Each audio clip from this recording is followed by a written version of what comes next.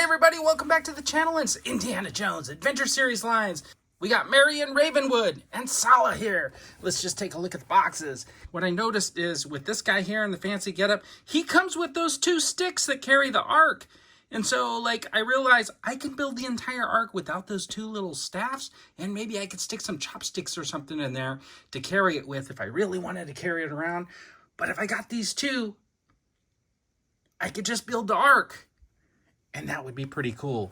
And then I had an opportunity because Target had 25 bucks off. And I was already buying stuff anyways for Easter and stuff like that. So I was able to sneak these into my purchase and basically got the 25 bucks off my entire purchase. So I ended up getting these for kind of a deal. So I think that's pretty good. Let's open them up and take a closer look. So I got those figures out of the package, and maybe you can see Indiana Jones over there. And that's CoverGirl with Kate Bishop's head. And they got a couple of Action Force back here, and I'll tell you all about those in a second. But let's take a closer look at Marion here. This is the Marion Ravenwood, and you know what? I think it looks pretty decent. The head sculpt is pretty good. The only problem that I have is that hair is going to limit some of the movement on the head. It does have left and right, so it's not that bad. But let's just take a look. She's got this motion here. She's, of course, got the legs. And then she's got quite a few swivel points in the legs. But of course, that is a 90 degree because of the billowing pants. And then she's got her sandals on. She's got these billowing arms that are only going to give her about 90%. So she can articulate, but she's not super articulated. When I see these billowing arms, all I think is, are we getting closer to getting Lobot? Anyways, that's for Star Wars fans and Star Wars Black Series to decide. Let's take a look at... Oh, we don't want her cross-feeded. So let's put that down there, and then we'll talk about Sallah for a minute and check that out. He's got a pretty good face sculpt, and he's got his little headdress on, and man, that thing does not hinder his ability to look around. I really like the way that they did this open shirt. It looks pretty good, and then he's got this vest that sits right on there. And the only thing I don't like about these figures is this part here.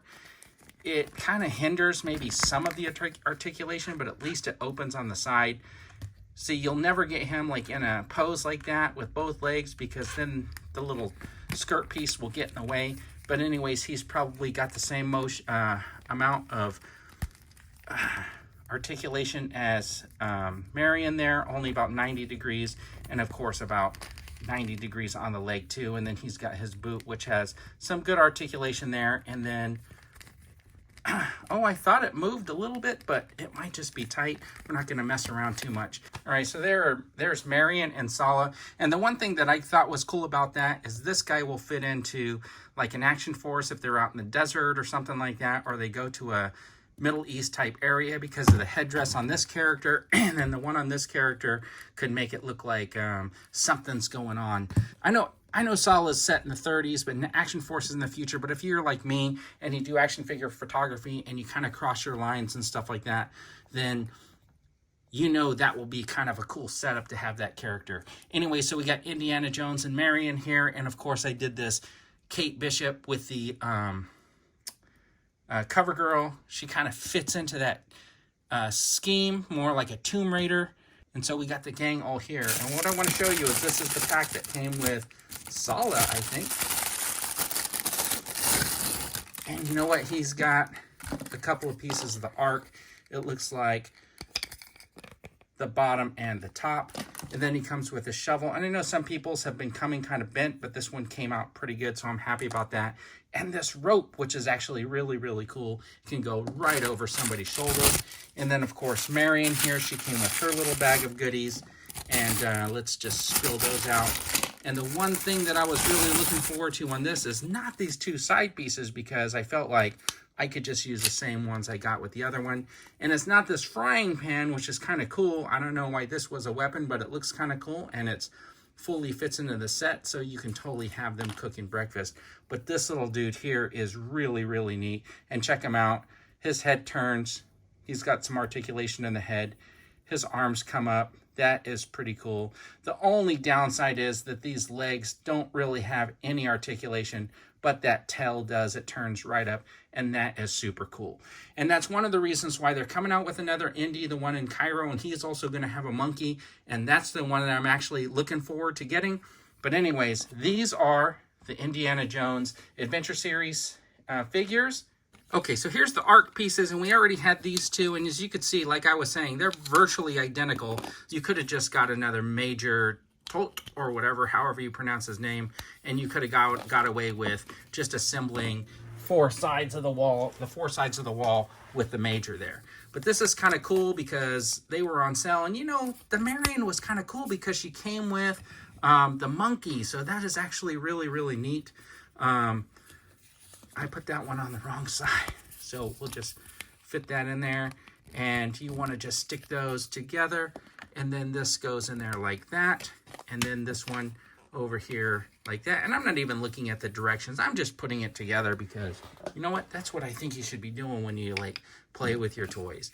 Now, the problem that I run into now is I got to get this bottom on. Oh yeah, it's gonna fit because see, there's like the little plugs there. So it's like I was doing it right. And check that out. Let's get that in there like that. That is pretty cool. And then you got this like lid that fits right on top like that. And of course, these came with Indiana Jones. So you got the two eagles, and they the wings face each other. So you want to flip them around and get those wings in there. You know what? I'm gonna take this top off so I can get some pressure and push down without breaking that box. And there you go. Now those wings are perfectly aligned, and it fits right on top like that, and you have an Ark of the Covenant. And like I said earlier, I'll find some sticks or something like that. I don't really need to get those other pieces. Look at that. The Mandalorian spear, or Captain Phasma's spear, will work for now. But anyways, that's only for one side. I don't think I'm going to really need it because it's really just going to be sitting there like that. I am looking forward to getting that Indiana Jones that comes with the monkey. That's the Cairo version because he doesn't have the jacket on, but his shirt's untucked and everything. I am looking forward to getting Short Round from Temple of Doom. And if you saw the new Dial of Destiny, there's a picture of older Indiana Jones with a snake, kind of looking like that. And just wanted to point this out. If you have Serpentor, then you have a snake you can use with your Indiana Jones figures. And there it is. Have a fantastic day, everybody.